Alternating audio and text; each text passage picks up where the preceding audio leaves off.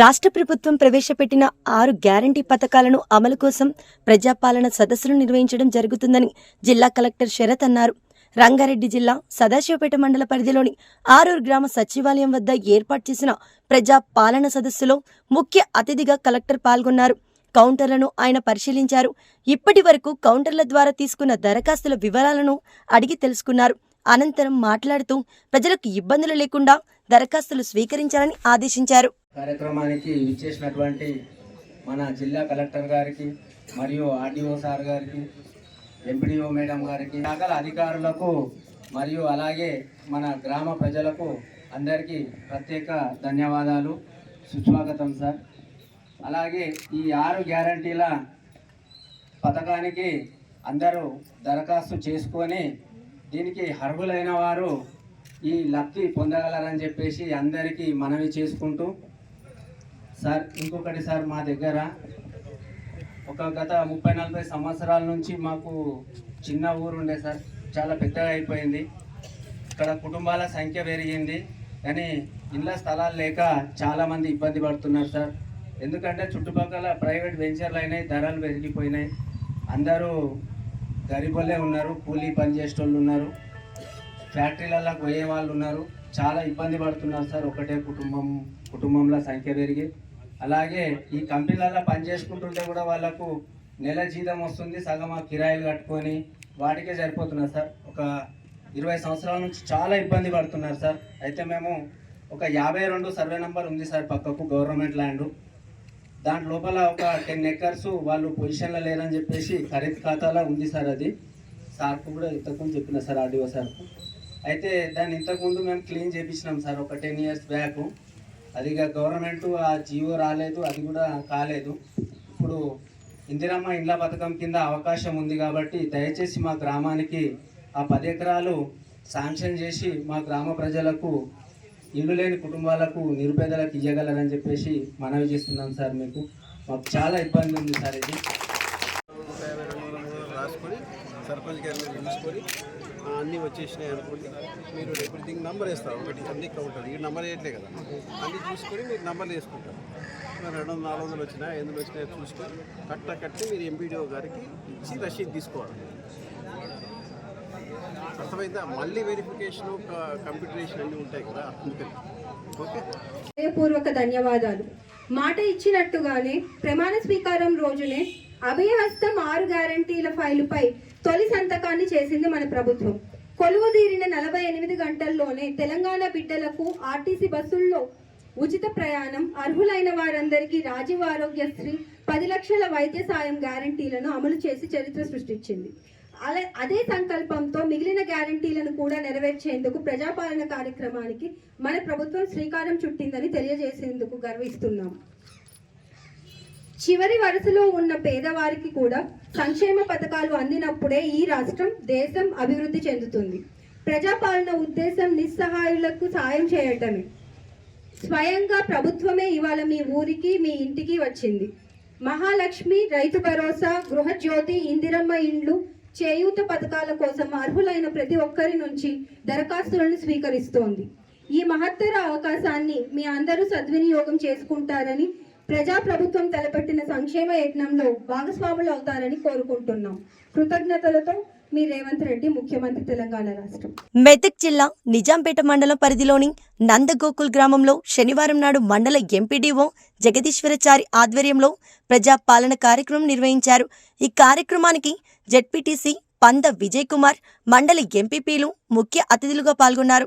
ఈ సందర్భంగా వారు మాట్లాడుతూ రాష్ట్ర ప్రభుత్వం ప్రవేశపెట్టిన 6 గ్యారంటీలను ప్రతి ఒక్కరూ సద్వినియోగం చేసుకోవాలని అన్నారు. 6 గ్యారంటీలకు సంబంధించిన దరఖాస్తుల ఫారాలను సంబంధిత అధికారులకు అందించాలని అన్నారు. ఈ కార్యక్రమంలో గ్రామ సర్పంచ్ బాలనర్సవ్వ, మండల అధికారులు పాల్గొన్నారు.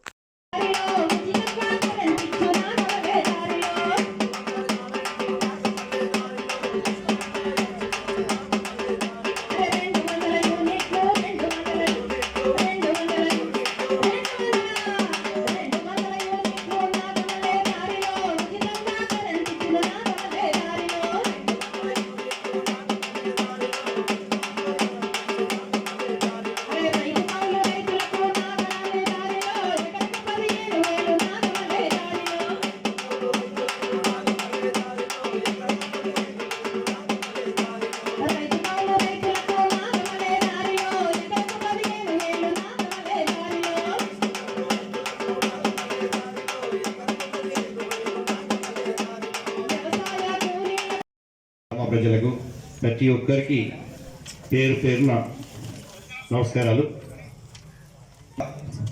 మనకు కావాల్సినటువంటి వాటిని మనం దరిచేర్చుకోవడానికి మనం ఆశీర్వదిస్తే ఏర్పడినటువంటి ప్రభుత్వం ఈరోజు ప్రజలకు అన్ని విధాలుగా అండగా ఉండాలనే సంకల్పంతో ప్రజాపాలనను మన ముందు తీసుకుని వచ్చింది.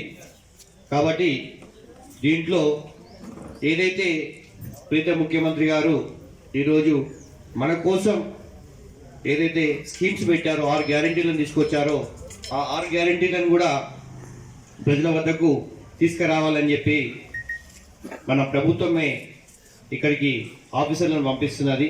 దీన్ని ప్రతి ఒక్కరూ సద్వినియోగం చేసుకోవాలి. నేను అడుగుదామనుకున్న 2-3 క్వశ్చన్స్ కూడా సార్ ఎంపీడీఓ గారు చెప్పారు. ముఖ్యంగా ప్రజలకు ఉన్నటువంటి ప్రాబ్లం రేషన్ కార్డు సార్. ఎందుకంటే మేము గత ఎలక్షన్స్లో మేము ఎక్కడికి పోయినా ఫస్ట్ వచ్చినటువంటి సమస్య రేషన్ కార్డు. ఇంకొకటి రేషన్ కార్డుతోనే ఇవన్నీ ముడిపడి ఉన్నాయని చెప్పేసి మీరే. సంగారెడ్డి జిల్లా సదాశివపేట పట్టణ పరిధిలోని జాతీయ రహదారిపై ముంబై నుండి హైదరాబాద్ వైపు వస్తున్న 2 ట్రావెల్ బస్సులు ఒకదానికొకటి ఢీకొనగా బస్సులో ప్రయాణిస్తున్న ప్రయాణికులకు గాయాలు అయ్యాయి. వెంటనే గాయపడిన వారిని 108 సిబ్బంది ఆసుపత్రికి తరలించారు. సంఘటన స్థలానికి చేరుకున్న పోలీసులు వివరాలు సేకరిస్తున్నారు.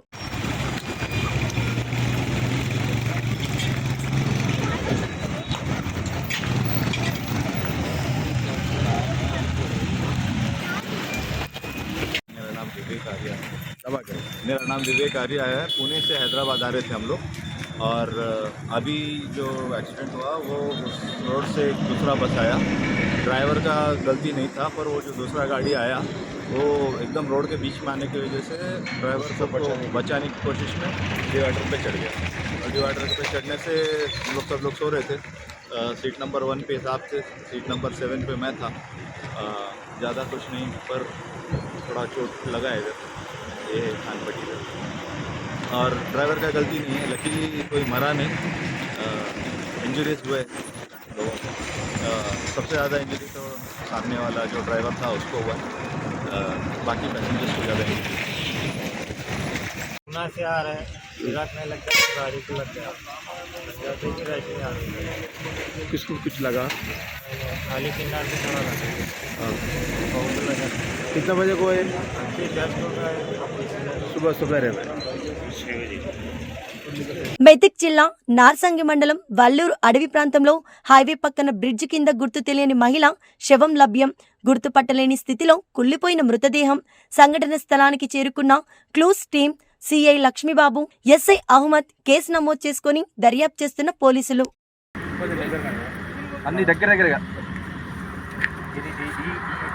రాష్ట్ర ప్రభుత్వము సంక్షేమ పథకాల లబ్ధిని నేరుగా లబ్ధిదారులకు అందించాలన్న బాధ్యతతో ప్రజాపాలన కార్యక్రమానికి చేపట్టినట్లు అధికారులు వెల్లడించారు.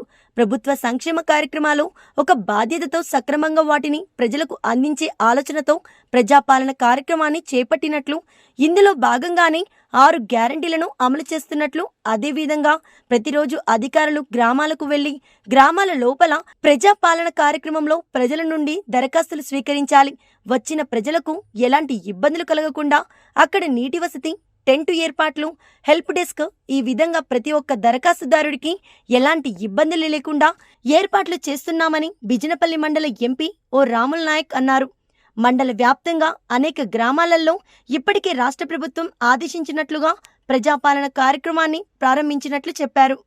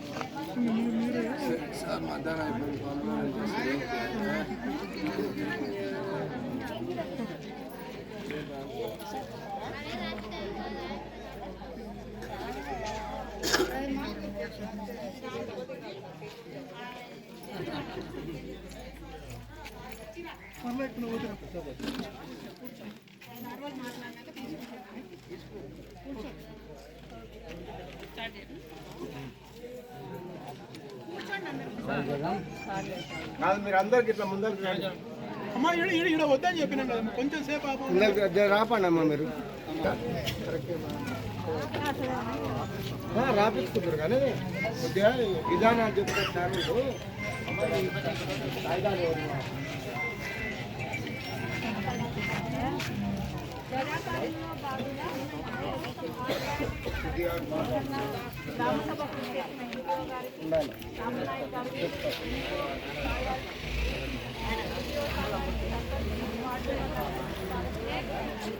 ఈ కార్యక్రమం గురించి అవగాహన సర్వాన్ని ఇస్తారు.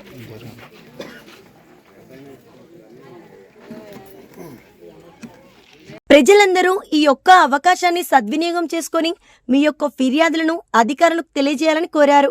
ఎన్నికల సమయంలో కాంగ్రెస్ పార్టీ ప్రకటించిన 6 గ్యారెంటీలను అమలు చేసే దిశగా కాంగ్రెస్ ముందుకు సాగుతుందని అన్నారు. ఈ కార్యక్రమంలో అధికారులు మరియు స్థానిక గ్రామ సర్పంచ్ లక్ష్మీనారాయణ మరియు మండల అధ్యక్షులు కట్ట అనంతరెడ్డి, జడ్పీటీసీ ప్రతాప్ రెడ్డి, ఎంపీపీ అరుణ నరసింహారెడ్డి, నరసింహారావు, రామకృష్ణ, వెల్టూరి రేణయ్య, కురుమూర్తి, గ్రామ అధ్యక్షులు మరియు కాంగ్రెస్ పార్టీ కార్యకర్తలు, అభిమానులు, యువజన కాంగ్రెస్ నాయకులు, గ్రామ ప్రజలు పాల్గొన్నారు. గత మన తెలంగాణ రాష్ట్రం వచ్చిన తర్వాత గత 9.5 సంవత్సరాలు వేరే ప్రభుత్వం ఉన్నది. ఆ ప్రభుత్వంలో ఎవ్వరు కూడా మిమ్మల్ని అడగలే ఏమైతుంది, మీకు ఏమైనా ఇబ్బంది ఉందా అని ఏమైనా అడిగిందా? వాళ్ళు అడగలే. అడిగితే కూడా పోలీస్ జీప్ ఎక్కించారు. ఎక్కడన్నా మీటింగ్ ఉండి మాకు మంచినీళ్ళు వస్తలేవంటే అప్పుడున్న ఎమ్మెల్యేలు ఎక్కువ మాట్లాడుతున్న పోలీస్ జీప్ ఎక్కిరని చెప్పి కేసులు పెట్టే. ఇప్పటికెప్పటికున్న భేదం చెప్తున్నా. ఇవాళ మంచి ఉద్దేశంతో రాష్ట్ర ముఖ్యమంత్రి పెద్దలు గౌరవనీయులు రేవంత్ రెడ్డి గారు, రేవంత్ రెడ్డి అంటే ఎక్కడో పుట్టిన ఆయన కాదు, అచ్చంపేట ముద్దుబిడ్డ, నల్లమల్ల ముద్దుబిడ్డ, మనందరికీ ఆదర్శంగా ఉన్నటువంటి నాయకుడు. వెంటనే 48 గంటల్లో ఇచ్చిన 6 గ్యారంటీ కార్డులను అమల్లోకి తెచ్చినటువంటి ఘనత ఈ ముఖ్యమంత్రి గారు దక్కింది. 48 గంటలే. నిలమన్నా చేతులు లేవట్టండి. ఎంతమంది కిలో ఛార్జ్ ఏమైనా తీసుకున్నారా? తీసుకుంటే అనంత సస్పెండ్ చేస్తాం. ఛార్జ్ లేదు. ఎక్కడ పోయినా మీరు ఎక్కడన్నా ఎక్కువ ఎక్కడన్నా దిగురి. ఇప్పుడు మొగోళ్ళ కష్టాలు వచ్చినాయి, సీట్లు దొరుకుతలేవు. ఏమి సార్ మీరు ఆడోళ్ళకి పెట్టిన మాకు సీట్లు దొరుకుతలేవు. కాబట్టి ఆ రకంగా మీకు వెంటనే బస్సు ఫ్రీ వచ్చింది కదా. రెండవది ఏమిటంటే ఆరోగ్యశ్రీ, రాజీవ్ ఆరోగ్యశ్రీ, అది 2 అమ్మ కూర్చో తల్లి, 2 నుంచి 10 లక్షల వరకు వెంటనే పెంచి ఇవాళ ఆరోగ్యశ్రీ కూడా అంతటా కూడా అన్ని హాస్పిటల్లో చాలా రోగాలకు, చాలా ఆపరేషన్లకు డబ్బులు లేకుండా ఆపరేషన్ చేయించేటువంటి ఆ ఫెసిలిటీని కల్పించాం. గతంలో కూడా ఆరోగ్యశ్రీ ఉంది. ప్రముఖ నటుడు నాగార్జున శనివారం ముఖ్యమంత్రి రేవంత్ రెడ్డిని కలుసుకున్నారు. ఉదయం తన భార్య అమలతో కలిసి జూబ్లీహిల్స్ లోని సీఎం నివాసానికి వెళ్లారు. సీఎం రేవంత్ రెడ్డికి పుష్పగుచ్చం అందజేసి శుభాకాంక్షలు తెలిపారు. రేవంత్ రెడ్డి ముఖ్యమంత్రిగా ప్రమాణం చేసిన తరువాత వివిధ రంగాలకు చెందిన ప్రముఖులు ఆయనను మర్యాదపూర్వకంగా కలుసుకుంటున్న విషయం తెలిసిందే. ఇందులో భాగంగానే తాజాగా నాగార్జున దంపతులు సీఎం రేవంత్ రెడ్డితో మర్యాదపూర్వకంగా భేటీ అయినట్లు తెలుస్తుంది. ప్రధాని నరేంద్ర మోదీ అయోధ్యలో పర్యటిస్తున్నారు. రామాలయం ప్రారంభోత్సవానికి ముందు అయోధ్యలో పలు అభివృద్ధి కార్యక్రమాలను ఆయన ప్రారంభిస్తున్నారు. ఇందులో భాగంగా ఇటీవల పునర్నిర్మించిన అయోధ్య డ్యాం రైల్వే స్టేషన్ కు మోదీ ప్రారంభోత్సవం చేశారు. అనంతరం 2 అమృత్ భారత్ రైళ్లకు పచ్చజెండా ఊపారు. ఇదే వేదిక నుంచి 6 వందే భారత్ ఎక్స్ప్రెస్ లను ప్రధాని ప్రారంభించారు. ఈ పర్యటనలో ప్రధాని మోదీ 15,000 కోట్ల విలువైన అభివృద్ధి పనులను ప్రారంభిస్తారని అధికారి వర్గాల సమాచారం. అయోధ్యలో అడుగుపెట్టిన ప్రధానికి దేశం నలుమూలల నుంచి వచ్చిన 1,400 మంది కళాకారులు తమ ప్రదర్శనతో స్వాగతం పలికారు. ఎయిర్పోర్ట్ నుంచి అయోధ్య డ్యాం వరకు ఏర్పాటు చేసిన 40 స్టేజీలపై కళాకారులు ప్రదర్శనలతో ఆకట్టుకున్నారు. మంగళగిరి ఎమ్మెల్యే ఆళ్ల రామకృష్ణారెడ్డికి ఇకపై ఎట్టి పరిస్థితుల్లోనూ వైసీపీలోకి వెళ్లే ప్రసక్తే లేదని మంగళగిరి తన కార్యాలయంలో విలేకరుల సమావేశంలో స్పష్టం చేశారు. తన కార్యాలయంలో ఉన్న వైఎస్ జగన్మోహన్ రెడ్డికి ఫ్లెక్సీలను తొలగించి వైఎస్ విజయమ్మ, షర్మిల ఫ్లెక్సీలను మాత్రమే ఉంచారు. ప్రస్తుతం తాను ఇకపై రాజకీయాలలో షర్మిల వెంటే తన పయనమని స్పష్టం చేశారు. ఇంకా కాంగ్రెస్ పగ్గాలు తీసుకోలేదని అన్నారు. తాను ఓటమి భయంతోనే పోలేదని, అలా అనేవారు నియోజకవర్గంలో తాను చేసిన పనుల దగ్గరకు వెళ్తే తెలుస్తుందని తెలిపారు. అయితే తనకు 2 పర్యాయాలు ఎమ్మెల్యేగా అవకాశం ఇచ్చిన జగన్ను కాదని ఇప్పుడు షర్మిల వెంట నడవడంపై చాలా మంది ఆగ్రహం వ్యక్తం చేస్తున్నారు. రాజీనామా చేశారు ప్రచారం లేదండి, ఇవన్నీ ప్రచారాలే. ముఖ్యమంత్రి గారికి తెలుసు, జగన్మోహన్ రెడ్డి గారికి, నాకు తెలుసు ఏం జరిగింది, అసలు ఏమైంది అని. అవన్నీ అపోహలేండి. ఏమంటే నేను అందరితో టచ్ లోనే ఉంటాం. కలిశానండి, నేను కలిశాను షర్మిలమ్మ గారిని. షర్మిల గారి పార్టీ తరఫున నియోజకవర్గం నుంచి పోటీ చేసే అవకాశం ఉంది సార్. ఇప్పుడే మేము చెప్పలేమండి, నేను ఇప్పుడు చెప్పలేము. షర్మిలమ్మ గారు ఇంకా నిర్ణయం తీసుకోలేదు. షర్మిలమ్మ గారు ఇంకా కాంగ్రెస్ పార్టీలో జాయిన్ అవ్వలేదు. అఫీషియల్ గా జాయిన్ అయిన తర్వాత నేను మళ్ళీ మిమ్మల్ని కలుస్తాను. ఓటమికి భయపడే ఎమ్మెల్యే గారికి ఇక్కడ ఈ రాజీనామా అనే ఎవరన్నారన్నమాట, ఎవరన్నారు? లోకేష్ టీడీపీ వర్గాలు ప్రచారం చేస్తున్నాయి కదా, అది నేను వెళ్ళలేదంటే. ఒకవేళ అదే మాట లోకేష్ గారు అని ఉంటే లోకేష్ గారిని, టీడీపీ వాళ్ళని మంగళగిరిలో నేను అడిగేది ఒకటే. గతంలో చంద్రబాబు నాయుడు గారు ముఖ్యమంత్రిగా, లోకేష్ గారు మంత్రిగా ఇదే నియోజకవర్గంలో నివసించారు. ఆ రోజుల్లో మంగళగిరి ఎలా ఉంది?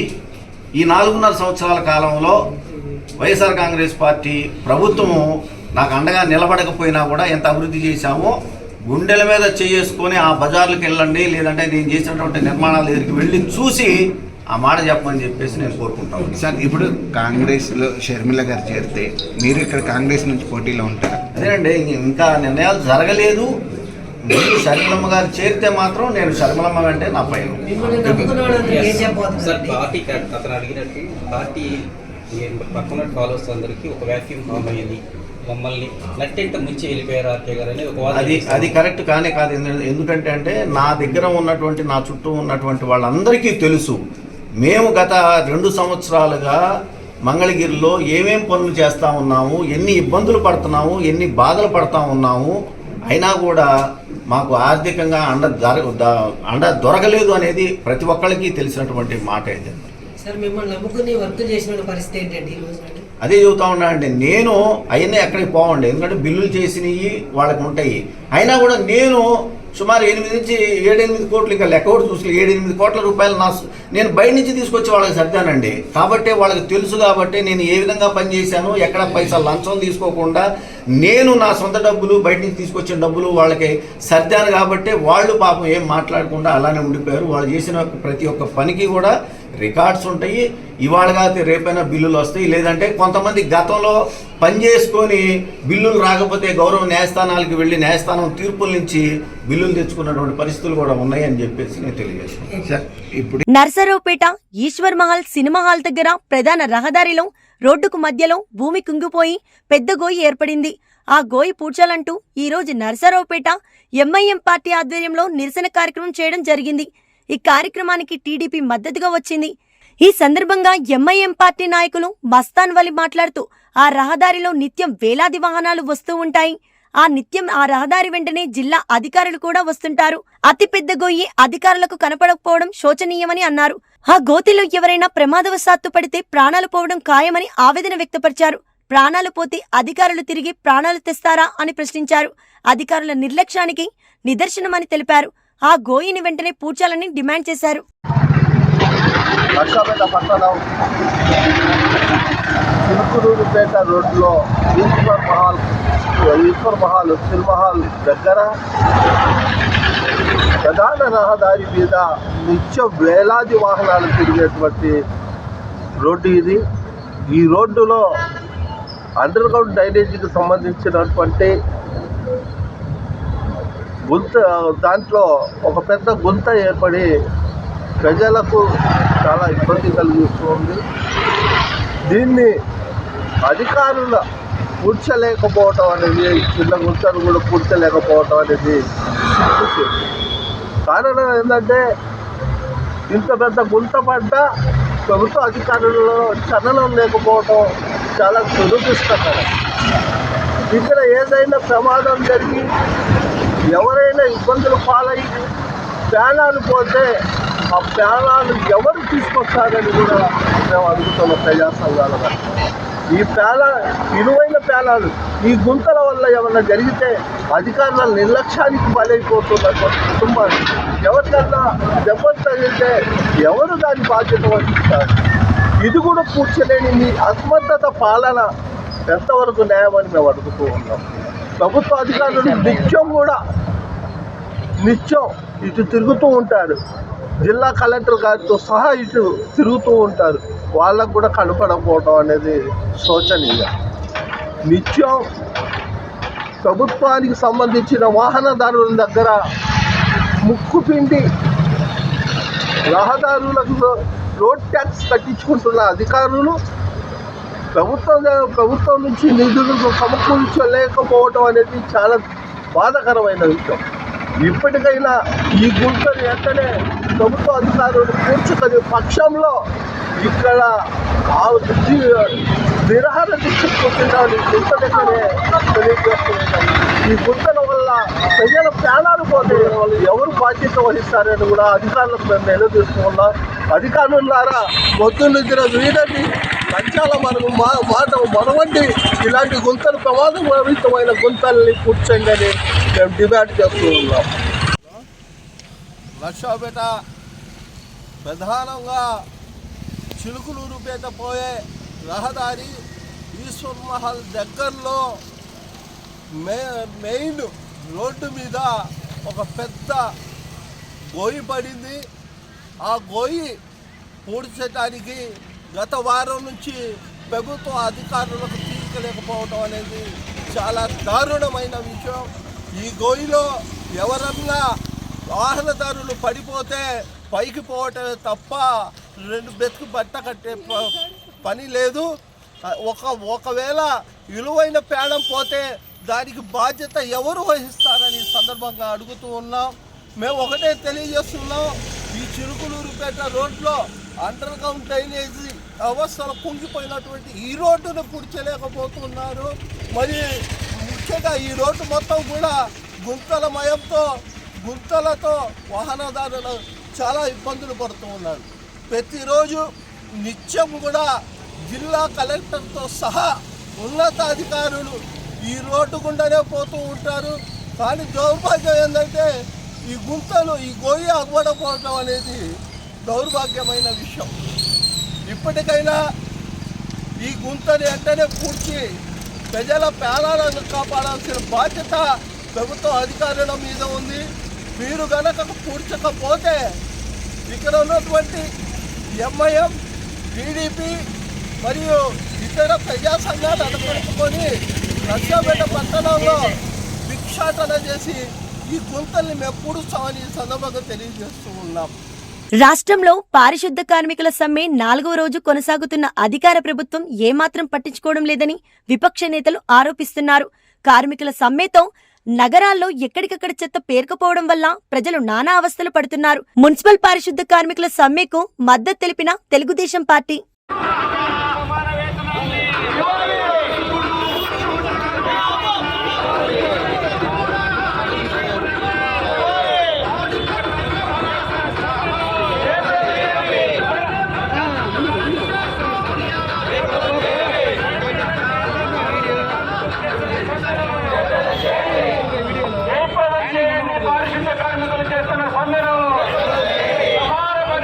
నర్సరావుపేట పట్టణంలో గడిచిన 6 రోజులుగా మున్సిపల్ కార్మికులు, పారిశుద్ధ్య కార్మికులు సమ్మెలోకి రావడం జరిగింది.